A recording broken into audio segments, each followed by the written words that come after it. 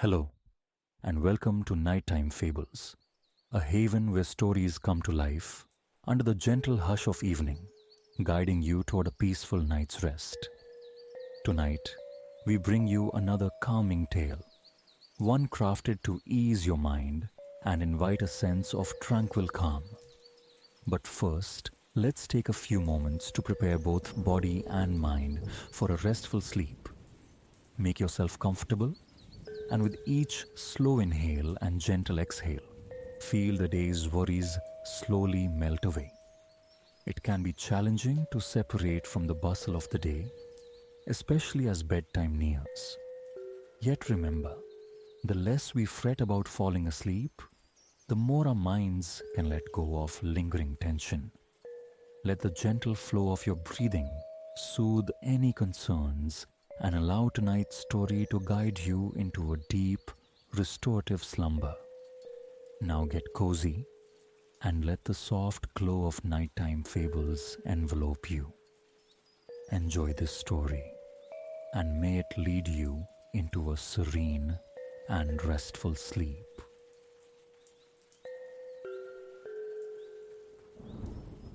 Before you stands a sun-drenched cottage painted canary yellow, nestled within an embrace of exuberant foliage. A slender path, paved with time-worn cobblestones, wins its way to the simple wooden door. The sun pours down, a warm benediction, striking glancing sparks from the broad flat leaves of the garden palms. Here, the air hangs heavy, thick with the mingled perfumes of ripening fruit, damp earth, and unseen blossoms.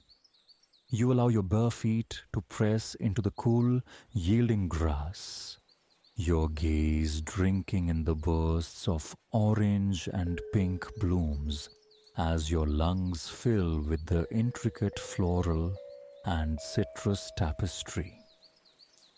A woman, her face etched with a sun-crinkled smile, emerges from the yellow doorway. Flip-flops slap softly against her heels. She wears comfortable shorts and a loose, long-sleeved button shirt, sleeves rolled to the elbows. She introduces herself as Elena, her voice warm like the afternoon air, explaining she will be your guide through the mysteries of cacao today. With a welcoming gesture, she ushers you toward the house. You obediently slip off your sandals at the threshold. Inside, your eyes adjust, drawn immediately to a square wooden table anchoring the center of the main room. Upon it, small earthenware bowls are arranged, offerings of whole cacao beans, dusky powder, and neat squares of finished chocolate. The walls hum with quiet industry, lined with shelves displaying artisanal chocolates and fragrant herbal teas. Beyond the table sits a compact kitchen area, dominated by a stove, Elena points out, noting its future role in roasting the beans. Tucked behind the main table, a small room enclosed by glass panels reveals a gleaming stainless steel workspace and a substantial melting pot. You both settle onto chairs at the central wooden table. Elena begins to weave the story of her family, 3 generations rooted in this very land, cultivating cacao. She illuminates its profound significance for the region's indigenous peoples. A revered fruit, its beans once circulating as currency, central to ancient and enduring ceremonies. She slides the bowl of whole beans towards you. You select one. Its surface is smooth beneath your fingertips, its scent deeply earthy. Bringing it to your lips, you take a tentative bite, a satisfying bitterness blooming across your palate. Next, your fingers explore the textured grit of ground nibs from another bowl before you taste them. feeling their pleasant graininess dissolve on your tongue. Finally, your attention settles on a soft, dark square of chocolate. You lift it quickly, placing it on your tongue before the ambient warmth can claim it, letting it yield instead to the heat within your mouth. A wave of rich, sweet intensity washes from the tip of your tongue, coating your cheeks, flowing luxuriously down your throat. Exquisite. A buoyant energy, born of the chocolate's pleasant lingering taste and the anticipation of creation, bubbles up within you. Elena smiles knowingly. Chocolate, she explains, offers an energy akin to coffee, yet blessedly free of the jitters, a potent but calming force. Soon, she promises, you'll delve deeper into the plant's healthful virtues. Rising, Elena leads you back towards the door for a tour of the grounds. You slide your feet back into your sandals and step once more into the embrace of the warm, fragrant air. An overwhelming palette of greens unfolds, punctuated by vibrant splashes of yellow, orange, and pink. Following Elena down a gentle slope beside the house, it seems every square inch of earth bursts with potential sustenance. She pauses, pulls a leafy green plant from the soil, revealing a knobbly, bulbous root. It resembles ginger. Yet when she slices it cleanly open, a startlingly bright orange interior is revealed. She passes it to you. The rough skin textures your palm. Rolling the root between your fingers, you lift it to your nose, inhaling the sharp, spicy perfume of turmeric. As you hand it back, you notice a faint orange stain has transferred to your skin. Your path then meanders towards a papaya tree, the ground soft and forgiving. Beneath your steps, its light brown trunk ascends to a fluttering canopy of long, slender leaves like fingers reaching for the sky. Just below this leafy umbrella, a cluster of smooth, oval green papayas clings tightly to the trunk. As you trail Elena across the garden's expanse, your eyes catch glimpses of a broad-leafed lemon tree, a passion fruit vine dangling its plump treasures, and a defensive cluster of spiky aloe vera. You turn onto a dirt path that climbs a modest incline. Here stands a small grove of trees, shorter than the others, bearing what look remarkably like enormous, ridged lemons and limes. This, Elena announces, is the cacao tree, and these oblong fruits in shades of vibrant yellow and deep green are the cacao pods. She reaches up, expertly twists a yellow pod from its branch, and places it in your hands. It feels surprisingly heavy, its skin waxy and textured with bumps. Together, you gather several more pods, cradling them carefully as you retrace your steps along the shaded dirt path, back towards the cool refuge of the yellow house. Inside, the air feels blessedly cool beneath the slow rotation of the ceiling fan. The time has come to begin the alchemy of chocolate. Elena arranges the harvested yellow and green pods on the counter. With a practiced hand, she slices one open, revealing an interior packed with beans encased in fleshy, white pulp. She invites you to taste one of the beans, cautioning you not to bite down yet. You place the white morsel in your mouth. It yields instantly, melting on your tongue like silk. as you gently suck away the sweet, translucent flesh, mindful of the precious bean within. The taste and texture evoke the delicate sweetness of lychee. Removing the seed, you hold a raw cacao bean. Curiosity prompts a nibble. It's unexpectedly soft, its bitterness pronounced and unrefined. A world away from the chocolate yet to come. You try a bean from one of the yellow pods Elena opened. The surrounding fruit carries a noticeably sweeter note, the color indicating its ripeness. These beans, Elena explains, still cloaked in their white fruit, are destined for fermentation. They will lie under the sun's gaze for a week, slowly absorbing the pulp's sweetness, a crucial step in developing the complex flavors that define chocolate. She then produces a bowl of beans that have already undergone this transformation, ready for the next stage.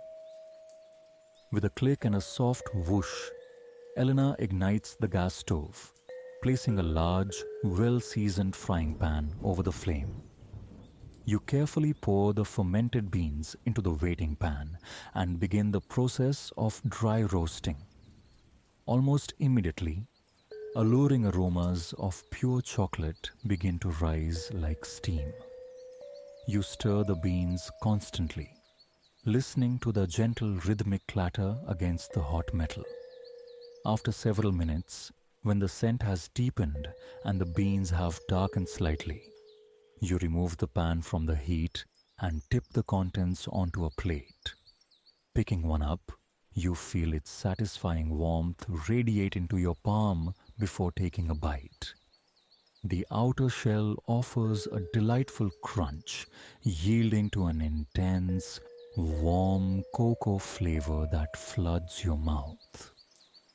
You savor it slowly, appreciating the profound difference between this roasted perfection and the raw, bitter bean tasted moments before.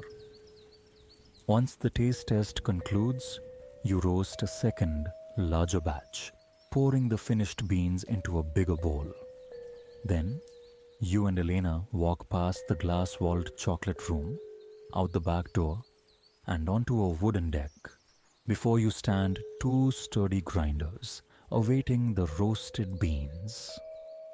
Beyond the deck, on the grass, a long table is covered with shallow trays lined with broad, flat banana leaves, upon which cacao beans lie in various stages of sun-drenched fermentation.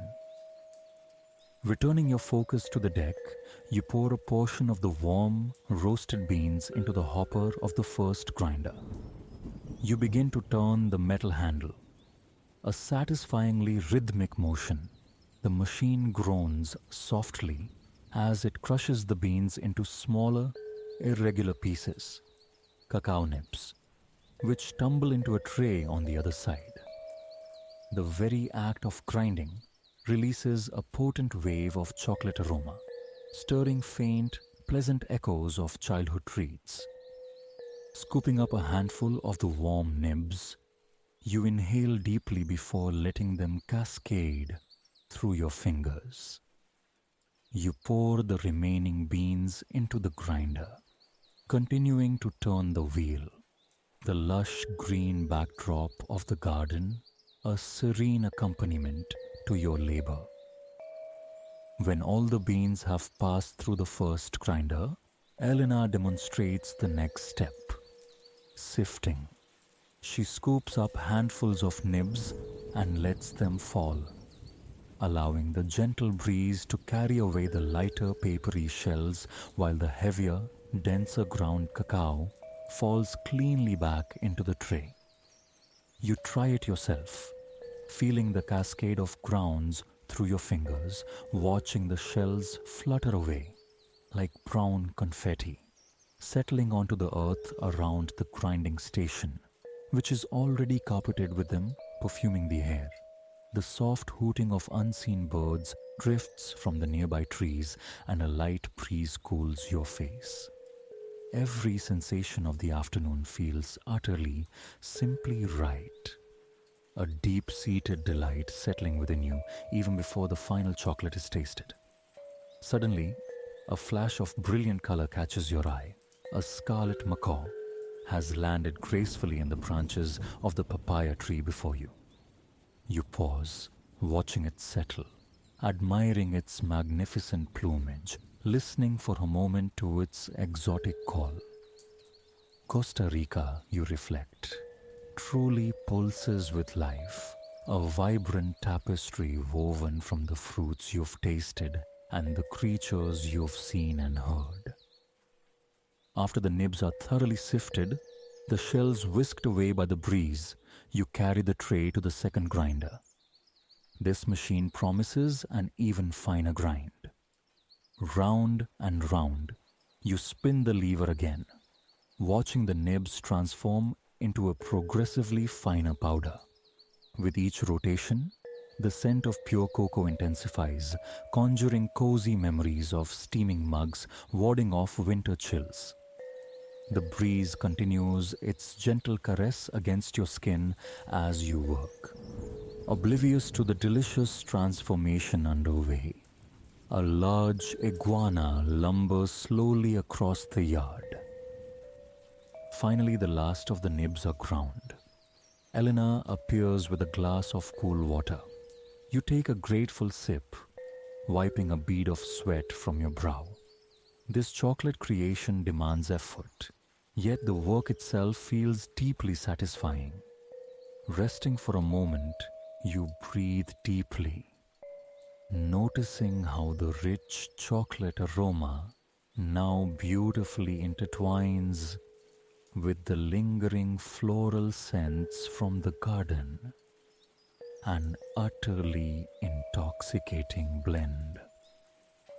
Water finished, you carry the tray of fine chocolate powder back inside, entering the glass-paneled chocolate-making chamber. It's a small, surprisingly modern space within the rustic house. The temperature is noticeably cooler here. Through the glass walls, you can see both the verdant garden outside and the main kitchen area, where the final tasting awaits. On the gleaming stainless steel counter sits an open-topped metal blender, resembling a sturdy mixer. You carefully pour the chocolate powder into the bowl, and Elena switches it on. The powder begins to whirl faster and faster, becoming finer still. Any remaining tiny nib fragments surrender, dissolving into a uniform, dusky powder, the very image of hot chocolate mix. Then, remarkably, the powder begins to transform, darkening, coalescing, turning liquid before your eyes. Elena explains this magic. The friction and heat generated by the blending process gently melts the natural cacao butter within the beans, liquefying the grounds into pure, molten chocolate. You watch mesmerized as the bowl fills with a smooth, glossy, dark liquid. Elena hands you a small wooden stick, an invitation to taste your creation. You dip it in.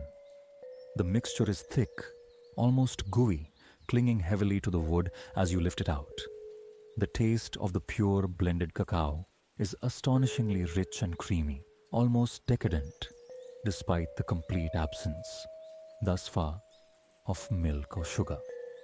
While you continue to savor this elemental chocolate, Elena slips out of the room, returning moments later with several glass jars filled with colorful dried fruits. One jar holds the spiky green peels of guanabana. Another contains the tiny dark dried seeds of passion fruit. A third reveals the striking contrast of white flesh and vibrant red skin from dragon fruit, while the last holds dried marañón, the small reddish-orange cashew apples known for being packed with vitamin C. You take a moment, considering each potential flavor companion for your chocolate. Lifting the lids, you inhale the distinct aromas: sweetly tropical, sharply citrusy, subtly sour. Your choice settles on the passion fruit. Elena takes the jar and quickly grinds the dried seeds into a fine powder. She then instructs you to pour the liquid chocolate directly onto the cool stainless steel counter. You watch, fascinated, as the dark puddle expands outwards from the initial drop, growing into a larger and larger circle, yet somehow maintaining a near perfect roundness. Elena sprinkles the pale passion fruit powder evenly over the surface. The tangy sweetness of the fruit immediately mingles with the deep cocoa aroma, filling the small room. She hands you a short, wide metal spatula. You begin to fold the powder into the chocolate, the mixture yielding softly, creamily under the blade. Once thoroughly blended, you carefully guide the infused chocolate into a silicone tray shaped like small hearts. Elena whisks the tray away, placing it into a nearby freezer to set. You can't resist licking the remaining chocolate from the spatula. The passion fruit, with its bright counterpoint of sweet and sour, marries perfectly with the creamy, slightly bitter depth of the cacao. Carrying the mixing bowl, you return to the main room and sit back down at the wooden table.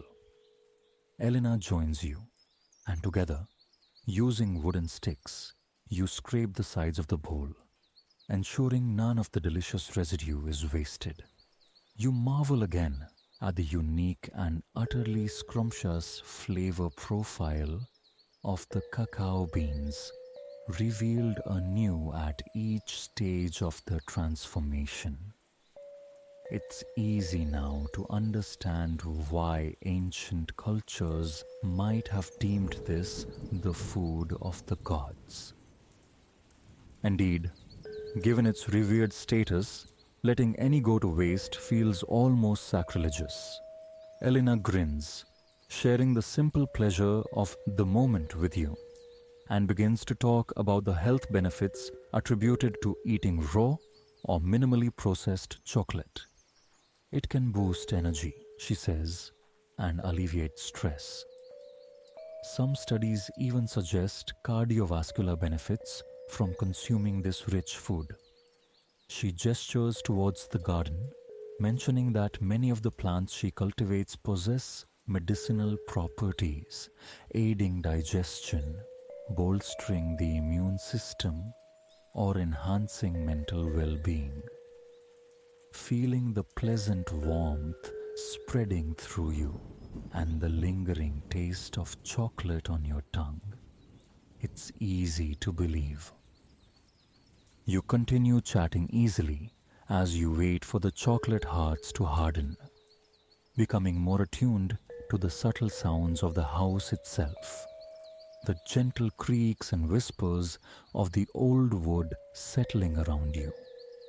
In what seems like only a few short minutes, Elena returns with your finished chocolate. She deftly pops the heart-shaped pieces from the tray onto a small plate. You pick one up. It feels cool and firm in your hand, but the warmth of your fingers begins to soften its edges almost immediately. So you quickly place it in your mouth. You resist the urge to chew, instead letting the chocolate rest on your tongue, allowing it to melt slowly. The flavor somehow is even more profound, more satisfying in its solid state. When you mention this to Elena, she nods, adding that mixing the liquid chocolate with warm milk creates a truly wonderful hot cocoa. Taking slow, deliberate bites now, the flavor seems to explode in your mouth. the inherent slight bitterness of the cacao perfectly balanced by its natural creaminess, while the passion fruit adds just the right touch of bright, tangy sweetness. The delight is amplified by the knowledge that every single ingredient originated right here, nurtured by the soil and sun, and the sense of accomplishment of having participated directly in its creation makes each bite infinitely more satisfying. While you savor the chocolate, Elena brews a pot of herbal tea. It's made, she explains, from the leaves of the guanabana tree, growing just outside, a plant renowned for its potent antioxidant properties.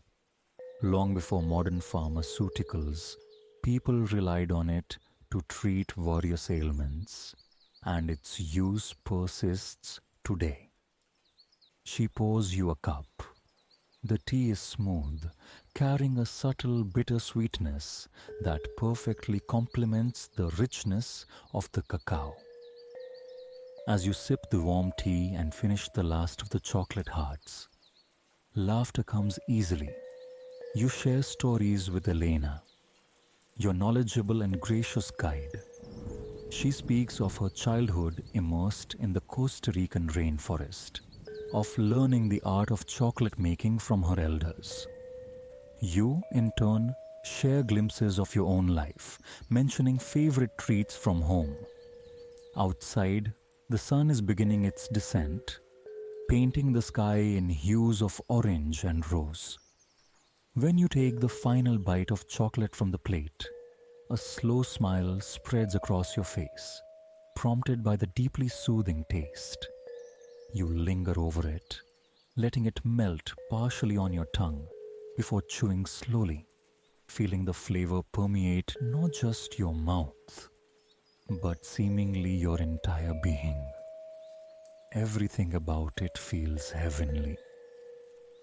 Smile lingering, you carry the rest of your tea outside onto the porch. The mug warms your hands as you step back into the immersive soundscape of Costa Rica at dusk. Somewhere in the deepening green, the distinct calls of howler monkeys echo as they navigate the canopy. A pair of vividly colored birds settles nearby, their songs weaving intricate melodies as the fading sunlight glints off leaves of myriad shapes. The warmth of the tea spreads through your body, inducing a profound sense of relaxation, a feeling of being perfectly at ease in this undeniably magical place. The setting sun bathes everything in a soft, rosy luminescence. The earth where the turmeric grew, the familiar shapes of the papaya and lemon trees. A wave of gratitude washes over you for the chance to experience this place, this moment, and especially for the exquisite taste of the chocolate born from its earth. Letting the sights, sounds, and sensations envelop you, you feel a deeper relaxation settling in, a gentle drowsiness that suggests curling up right here, nestled in the embrace of the Costa Rican rainforest's evening symphony, ready for sleep.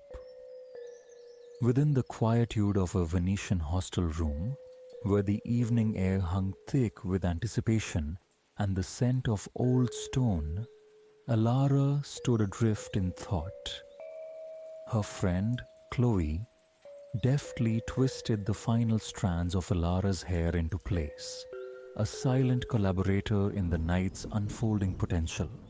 Yet Ilara's mind was elsewhere, replaying a collision from hours before, a moment suspended in the vibrant chaos of a street market. One instant, the cobblestones had betrayed her footing. The next, she was steadied, held securely in the unexpected embrace of a stranger. He possessed hair like polished obsidian and eyes the startling luminous green of sea glass catching sunlight.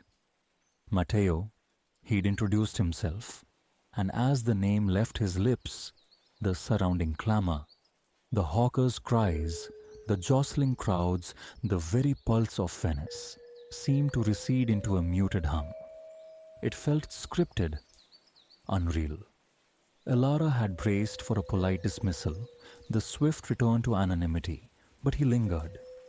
His direct request for a date, offered right there amidst the market swirl, sent a thrill coursing through her. To her own astonishment, she hadn't just accepted. She'd impulsively suggested this very evening. A slow grin spread across Matteo's face before he asked for her number. And just like that, a date materialized in the city woven from romance and watery dreams.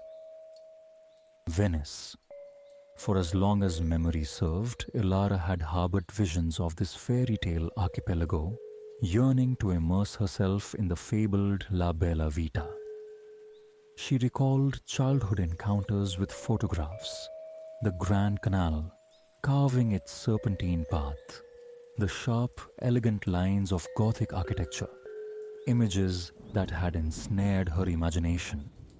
The city seemed less terrestrial geography, more ethereal conjuring. A vow was made then, a promise to her younger self. One day, she would drift through those liquid streets, absorb the unique symphony of sights, sounds, and scents that define the timeless city. She longed to witness firsthand the stone palazzi rising from the ancient labyrinth of waterways, their reflections shimmering on the canal surfaces. Even oceans away, Venice exerted a magnetic pull, a siren song of mystery and whispered romance that had only intensified over the years. Now, impossibly, she was here, not merely present, but poised on the precipice of a date. The sheer wonder of it threatened to overwhelm her. Chloe's steadfast encouragement anchored her. Upon Elara's breathless return from the market, recounting the encounter, Chloe had immediately shifted into action, orchestrating the preparations for the evening. Twilight now bled through the window as they conferred, amidst a scattering of clothes. Laughter bubbled up as Elara watched Chloe sift through her travel wardrobe. What to wear? How much makeup? Hair up or down? Which shoes? Every detail was meticulously considered. As Elara slipped into her chosen attire, a fleeting doubt surfaced. Should I push it back? She mused aloud. Give us time to settle in, explore together first. Chloe, extending a pair of delicate gold sandals, shook her head decisively. Absolutely not. This meeting? Pure serendipity, Elara. Fate nudged you two together. Besides, she added with a wry smile, the tendrils of jet lag were tightening their grip. A quiet evening with a book, or perhaps just immediate surrender to sleep, held its own appeal. Flopping onto the nearest bed, Chloe's sudden stillness underscored her fatigue. The matter was settled. Chloe would rest, Elara would venture out. A quick text confirmed the plan with Matteo. His reply was instantaneous. He was en route, promising, in his words, a night to remember, starting at 7 outside the hostel. Elara embraced Chloe, murmuring thanks for the assistance. Catching her reflection, she admired the soft cascade of hair Chloe had arranged. The simple teal silk dress she wore, a near casualty of packing decisions, now felt preordained, its hue complementing her fair hair and warm brown eyes. she felt transformed, akin to a princess embarking on a quest in some enchanted domain. She was profoundly grateful she'd included the dress. Its understated elegance felt perfect. The shoe dilemma had resolved practically. Strappy black heels were initially proposed, then swiftly vetoed with the shared realization of Venice's pedestrian heart. Elara envisioned wandering labyrinthine alleys, crossing countless bridges, unburdened by impractical footwear. Comfort was paramount for uninhibited exploration. A glance at the clock spurred her towards the door. Purse retrieved, a final wave and instruction for Chloe to enjoy her quiet evening exchanged. I expect a full report. Elara stepped into the hallway, the door clicking softly shut behind her. Down the stairs she descended, heart fluttering with the hope that Matteo would be waiting below. Passing through the reception area, the hostel owner offered a genial wave. His infectious warmth prompted an answering smile from Elara. Everyone encountered thus far seemed imbued with a cheerful disposition, though she conceded living amid such beauty would likely inspire perpetual contentment. Emerging from the hostel felt like crossing a threshold into another era. No cars disturbed the narrow street, only pedestrians meandering past the now shuttered stalls of the nearby Rialto market. Situated on the Grand Canal's western bank, this historic marketplace, vibrant and teeming by morning, pulsed with centuries of commerce. Fishmongers here, fruit and vegetable vendors there. A daily ballet of local life. In the evening calm, with the stalls closed and foot traffic thinned, spotting him was effortless. He stood holding a bouquet of roses, their petals a passionate blend of crimson and blush. Matteo. Impossibly dapper, Elara thought, a wave of joyful anticipation washing over her. Their greetings tumbled out simultaneously, a brief, shared moment of charming awkwardness born of nerves. He presented the flowers. Elara inhaled their intoxicating perfume, a deep floral sigh. Thanking him profusely, she admired the bouquet. The choice was simple, Matteo murmured, his gaze meeting hers, for a name as lovely as its bearer. He offered his arm, a gentlemanly gesture, and they began to walk. As they moved through the cooling air, Matteo's voice, melodic and accented, began to paint a picture of his city. Elara found herself captivated, thinking she could listen to its lilting cadence indefinitely. Venice, he began, his tone rich with affection, rests within a crescent lagoon. Over 100 small islands, knitted together by some 400 bridges, form the city. He explained the absence of roads, the network of roughly 150 canals feeding into the main artery, the Grand Canal. Viewed from above, it traces a great S, he described, a ribbon of deep blue slicing through the terracotta rooftops. Perhaps the only city on earth where water dictates the primary mode of transport. The true magic of the canals, Matteo continued, gesturing towards the unseen waterways, especially the Grand Canal, lies in the palaces flanking them. Gothic, Renaissance, each seemingly more ornate than the last. Every dome, every campanile feels adorned with frescoes, inlaid with precious marble. This tapestry of water and architecture makes Venice utterly unique. He paused, adding with a flourish, "Tonight, we delve deeper into its soul." Elara smiled. "You're quite the impressive guide," she remarked. His palpable love for Venice was infectious, amplifying her own eagerness to explore. Arm in arm, they strolled onward. Venice, Matteo affirmed, was undeniably a city for walking. Yet its romance peaked, perhaps, during a gondola ride. He spoke of the elegant boat, its sleek black form an international symbol of the city. Elara nodded, familiar from countless images. "Nothing," Matteo declared, "surpasses gliding through the canals at twilight, serenaded by a gondolier." When Elara inquired about experiencing this after dinner, Matteo winked. "Already planned. A visit feels incomplete without it." They navigated a narrow back street, the air fragrant with the savory promise of Italian cuisine, as the sun began its slow descent, painting the sky in strokes of deep, vibrant fuchsia.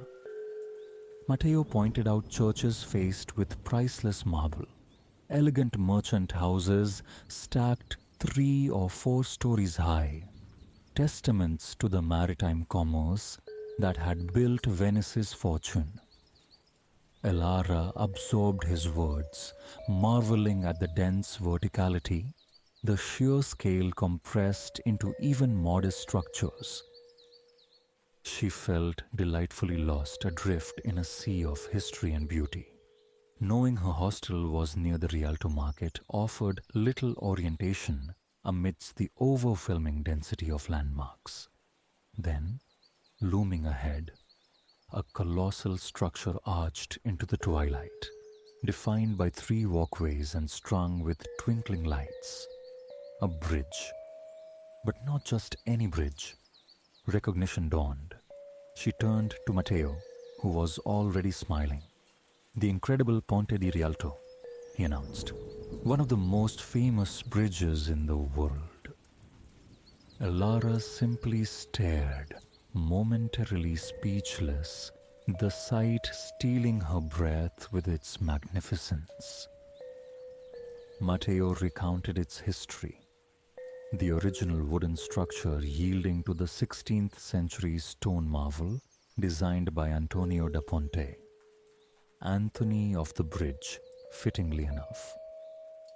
Even luminaries like Michelangelo had vied for the commission, but the local architect had ultimately prevailed. Mesmerized, Elara felt the gentle incline as they ascended the steps towards the bridge's apex. Reaching the central balustrade, she stopped, gripping the cool stone railing, and gazed out over the broad expanse of the Grand Canal. This was the view, the iconic panorama replicated on countless postcards. She'd imagined its power, but reality surpassed expectation. The waterway pulsed with life. Gondolas slicing through the blue-green water, barges moving with purpose, all framed by brightly colored palazzi capped with red-tiled roofs. Matteo identified the larger vessel, the Vaporetto, Venice's water bus. "Little steamer," he translated the name, a relic of older steam-powered days. In a city of liquid avenues, such transport felt utterly logical. They watched as a Vaporetto paused near the bank. A couple, aided by a fellow passenger's outstretched hand, climbed aboard, the boat rocking gently before resuming its journey into the canal's flow. The Grand Canal was undeniably the city's vibrant heart. Looking down, they even saw gondoliers serenading their passengers as they passed beneath the massive stone arch. Elara leaned her arms on the railing, absorbing the scene.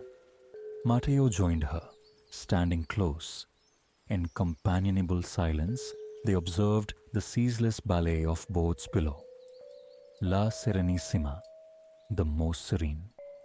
Venice wore its nickname well, she thought. Laughter drifted on the air.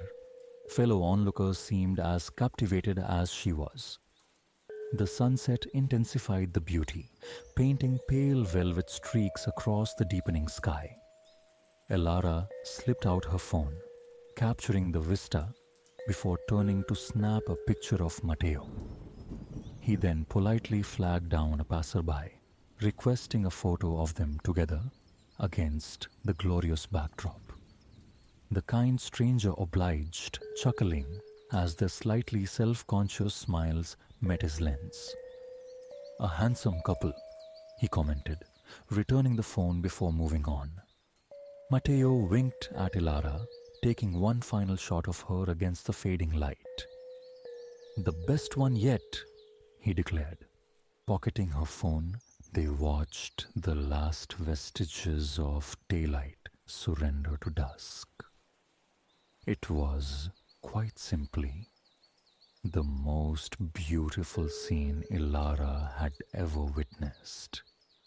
Romance permeated the very air. As lights began to twinkle in the windows lining the canal, the atmosphere grew even more enchanting. Spectral mists began to curl upwards from the water's inky surface, veiling the bases of the spectacular buildings. "I could stand here forever," Elara murmured, "and never tire of this view. I don't know if anything else in the city could possibly surpass it." Matteo nodded in understanding. "I don't blame you. The Grand Canal is the true heart of Venice." Finally, they turned from the railing, arm in arm once more. Descending the steps, they stepped off the bridge and back onto the street level. Above, the night sky deepened, pricked with the first stars. Matteo led them to a quaint restaurant tucked onto a corner overlooking the water. He'd already secured a table in the back. The one, he assured her, with the finest view. They settled in just as a waiter appeared, greeting them with a cheerful "Buonasera" and presenting menus. As he retreated, Matteo leaned in conspiratorially. "This place is genuinely good," he whispered. "Not one of the tourist traps." Elara laughed. "Good thing I'm dining with a local then." Perusing the options, she asked for his recommendation. Matteo scanned the pages thoughtfully before looking up. The fritto misto, the mixed fried seafood, is the perfect starter, he decided. And for the main course, nothing beats the risi e bisi, rice and peas, like a risotto. Given the restaurant's reputation for generous portions, they agreed to share. They relayed their choices to the returning waiter, who noted them swiftly. It was a perfect evening, Elara mused, the cool breeze gently ruffling her hair. The briny scent of the canal mingled with distant murmur of voices and laughter, creating a soothing soundtrack to their meal. They savored the food, each bite, Elara declared, surpassing the last. A comfortable ease settled between them. Conversation flowed effortlessly, punctuated by shared laughter.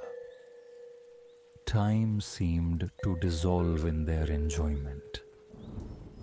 Eventually, the waiter returned with a gentle reminder that closing time approached. Matteo settled the bill.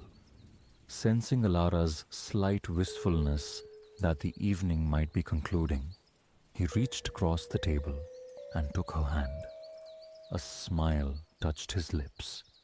"Here, In the city of canals and mists, he said softly, the night is only just beginning. He confirmed what she hoped. The gondola ride awaited. Delight surged through Elara. Their adventure wasn't over yet. Leaving the restaurant, they ambled along the canal's edge. Elara's heart gave a little leap when she saw it. A sleek, black vessel bobbing gently, waiting just for them. The perfect coda to a perfect first date in the city, synonymous with romance. As they stepped carefully into the boat, Elara registered the soothing sound of water lapping against ancient stone walls. Then, as the gondola began its silent glide down the dark canal, the gondolier, true to Matteo's promise, began to sing.